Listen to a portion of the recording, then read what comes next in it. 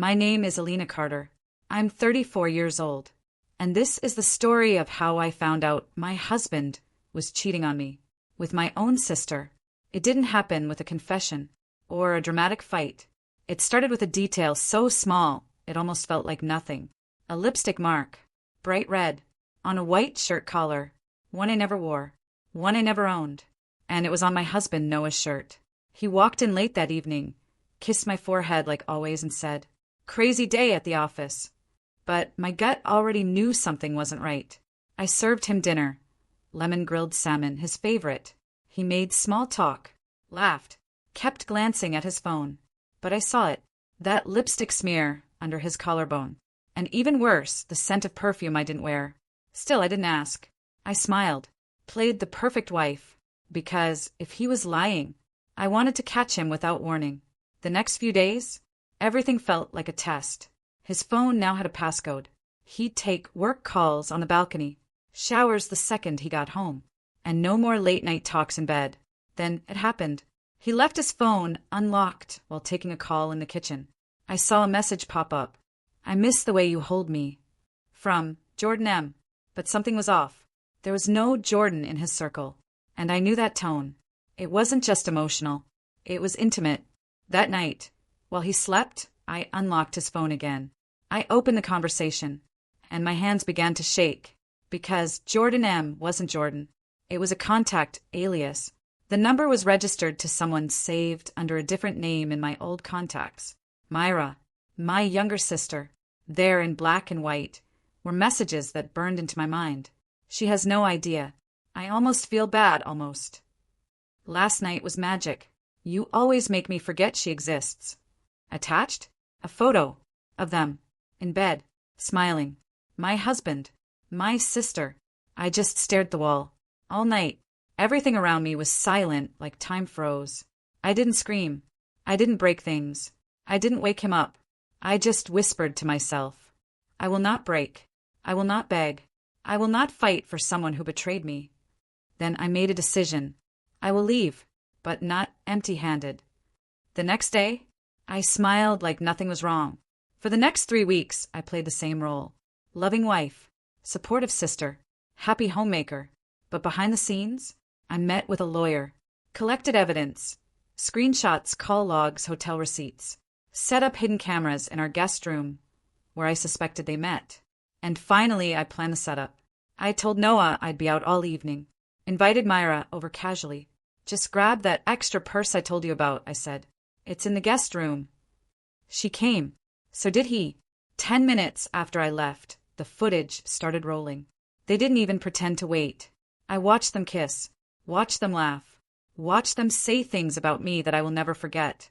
And through it all, I sat in my parked car, silent, still, recording everything. At 3 a.m., I emailed the footage to both of them. Subject line: "Now I know everything." No message, no explanation. Then I powered off my phone, packed a single bag, and walked away. From my house, from my marriage, from the version of me who ever thought I wasn't enough. And this is how I disappeared, not as a broken woman, but as one who was finally in control. After I sent them the footage, I didn't stick around. I didn't wait for a reply, didn't want an apology, didn't need more lies. At 4 a.m., I quietly packed one suitcase, took my passport, laptop, and every document that mattered, and walked out the front door like it was just another day. No drama, no tears, just silence and strategy. I booked an Airbnb 2 cities over under my maiden name, Alina Westbrook. It was quiet, clean, no memories. And for the first time in 7 years, I slept peacefully. Not because I was happy, but because I wasn't pretending anymore. I didn't leave to escape. I left to begin. By the next evening, my phone had nearly exploded.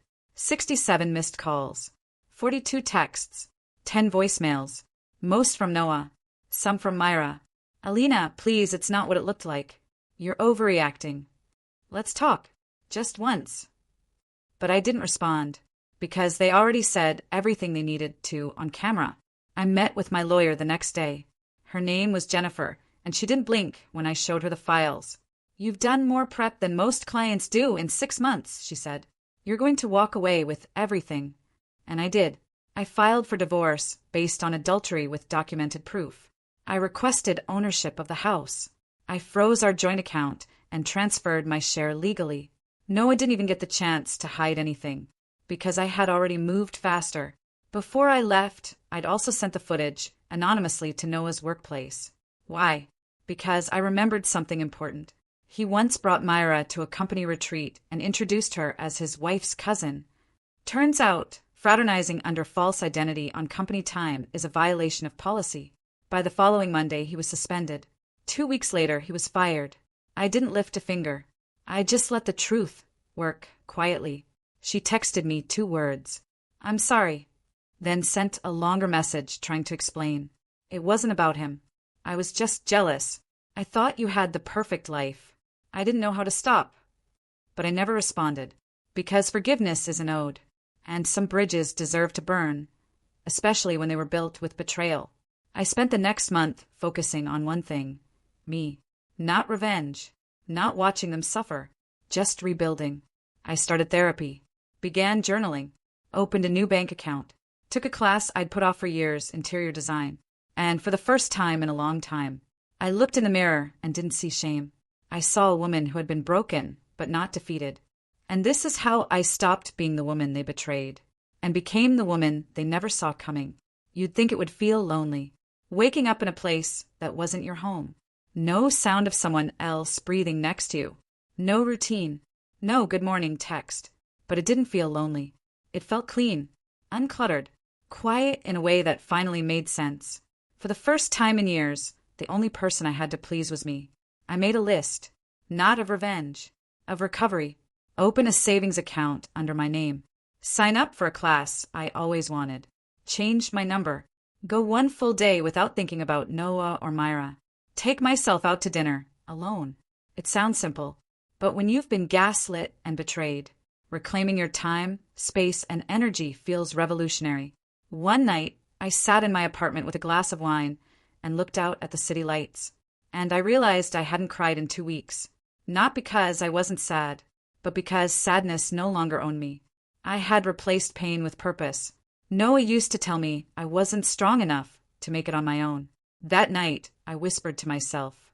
He was wrong about everything. I met him at a bookstore. We both reached for the same book, The Art of Stillness. He smiled. I smiled back. We talked for maybe 5 minutes. He didn't flirt. He didn't ask personal questions. He just said, "You have a calm kind of energy. That's rare." And then he left. But I kept thinking about that one sentence, because no one had ever called me calm.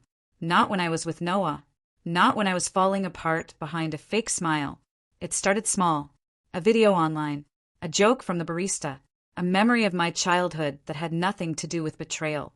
And then one night, while painting in my living room, music playing, wine glass half full, I laughed, loud and free, and it echoed in the room like a woman being reborn. "Are you ever going to talk to me?" That's what she wrote. No apology this time. No tears. Just a request. I didn't reply, because people like Myra expect the same woman they broke to come crawling back for closure. But I had changed, and my silence, it wasn't revenge anymore.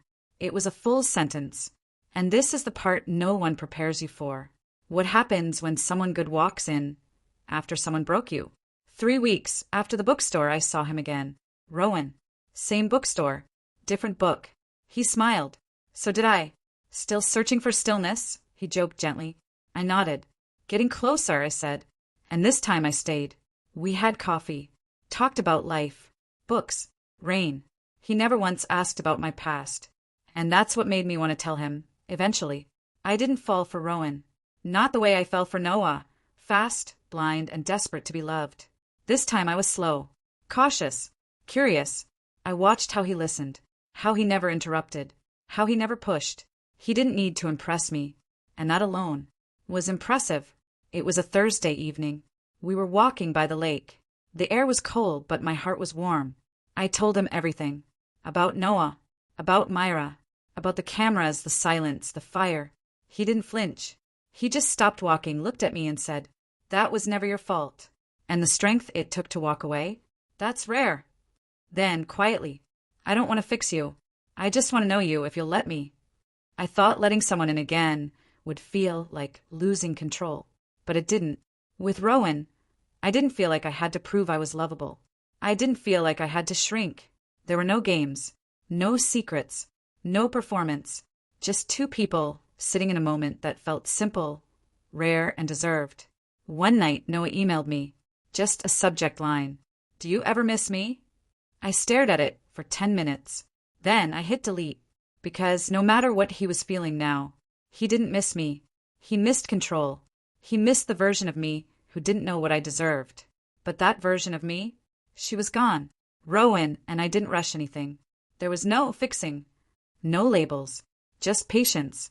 Because for once, I wasn't trying to be someone's everything. I was already whole on my own, and I finally understood. Love isn't supposed to feel like survival. It's supposed to feel like home. And just when I thought I had closed the door for good, she knocked again, not to apologize but to burn what was left. It had been nearly 10 months since I walked out of that house, since I sent the footage, since I watched everything I loved implode. Life was peaceful. Rowan and I weren't together officially, but we saw each other often. I had my own small freelance design business now. My smile wasn't borrowed anymore, it was mine. And then my phone rang. Unknown number. My gut tightened. I answered. Alina, it's Myra. Sweet, smooth, manipulative. She didn't say sorry. She didn't even hesitate. I need to talk to you. It's urgent. I messed up again. I didn't reply, just stared at the wall, letting her words echo through my body like an old sickness.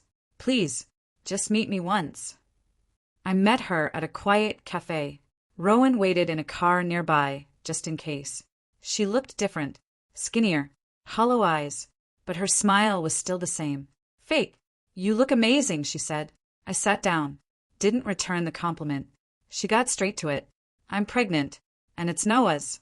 I thought I'd feel shattered, but instead I laughed. A quiet, stunned kind of laugh. Because of course she was. Of course they were. I just need help, she said. He's not supporting me. He's broke. I have nothing.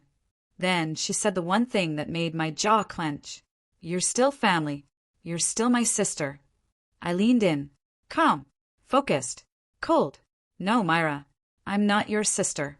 I was. Until you took everything from me and didn't even blink. She tried to cry. Tried to grab my hand. I pulled it away. You didn't come here for forgiveness. You came here for resources. I'm not your backup plan. I'm not your ATM. And I'm definitely not your emotional punching bag. Then I stood up. She whispered after me, You're so cold now. And I replied, No, I'm healed. That's the part you don't recognize. I didn't look back. Not once. Because I wasn't just walking out of a cafe. I was walking out of the last thread of guilt that tied me to her. I owed her nothing. And finally I felt nothing. Not anger. Not pain. Just freedom.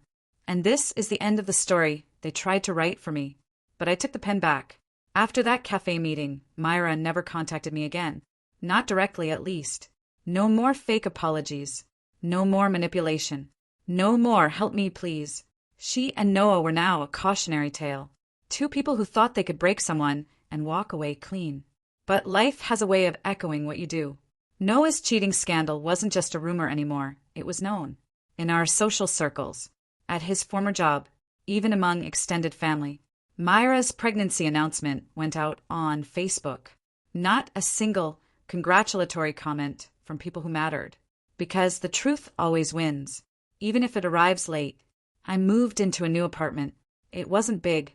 But every inch was mine. The curtains? I chose them. The plants by the windows? I watered them daily. The peace inside? I earned that. And Rowan? He didn't move in. We kept our spaces, our pace, our freedom. Because real love doesn't take over your life. It walks beside it. One morning, I sat with my coffee overlooking the city and asked myself, if no one ever betrayed you, who would you have become? That question hit deep. Because for the first time I realized I wasn't living for survival anymore. I was living for joy. So I started traveling. Signed up to speak at women's events. Turned my healing into storytelling. I began helping other women rise. And that was the day I said yes to something bigger than a relationship. I said yes to me. It was a wedding. Not mine. A mutual friend's. Noah was there. So was Myra. She looked tired. He looked thinner. They didn't smile. I walked in, wearing a navy blue gown, chin high, hand in Rowan's. Noah's eyes followed me across the room. But I didn't feel nervous. Didn't feel rage. Didn't feel anything. Because that's what healing does. It turns your past into a story, not a scar. They thought I'd shatter, break down, maybe even fight to win him back. But I didn't fight. I transformed. And the best part? I didn't get revenge. I got everything they tried to take from me, and more. They thought breaking me would be the end of my story. But they forgot. Broken women don't disappear. We rebuild. We rise. And we write our own endings. Red Heart, if this story moved you, don't forget to like, share, and subscribe for more powerful real-life stories that prove strength isn't loud, it's unstoppable.